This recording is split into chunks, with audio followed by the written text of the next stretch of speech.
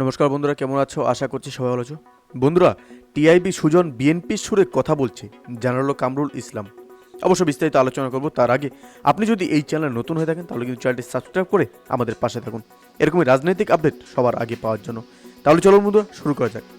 বাংলাদেশ আওয়ামী লীগের সভাপতিমণ্ডলীয় সদস্য ও ঢাকা 2 আসনের নবনির্বাচিত সংসদ সদস্য অ্যাডভোকেট কামরুল ইসলাম বলেছেন, টিআইবি ও সুজন নামের সংগঠনগুলোর কর্মকর্তারা এখন বিএনপির সুরে বিভিন্ন বিধিনিষেধের কথাবার্তা বলছে।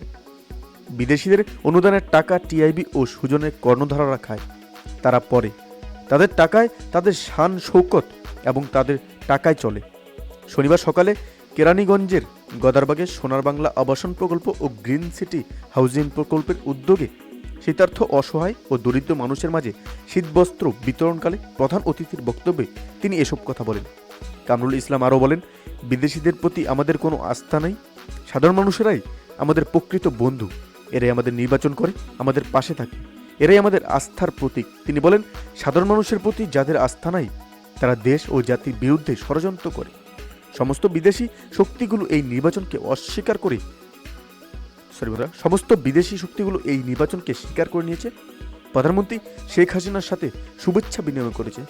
আর সেখানে টিআইবি ও সুজনের কর্ণধাররা বিএনপির সাথে একত্রিত হয়ে ঘোলা পানিতে মাছ শিকার করার চেষ্টা চালাচ্ছে এবং জনগণকে বিভ্রান্ত করছে। কিন্তু সাধারণ মানুষ তাদের কথাবার্তায় বিভ্রান্ত হচ্ছে না।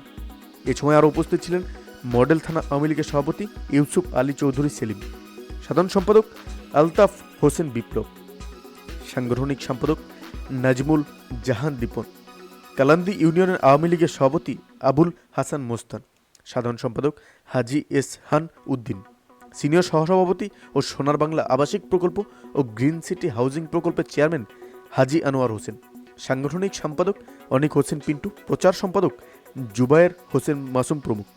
এই ছিল আমাদের একটা ছোট্ট আপডেট, যেটি আপনাদের সামনে তুলে ধরলাম। অবশ্যই এই ভিডিও সম্পর্কে আপনার কি মতামত এবং এই তথ্য সম্পর্কে আপনার কি মতামত সেটি কিন্তু আমাদের কমেন্টে জানাতে ভুলবেন না।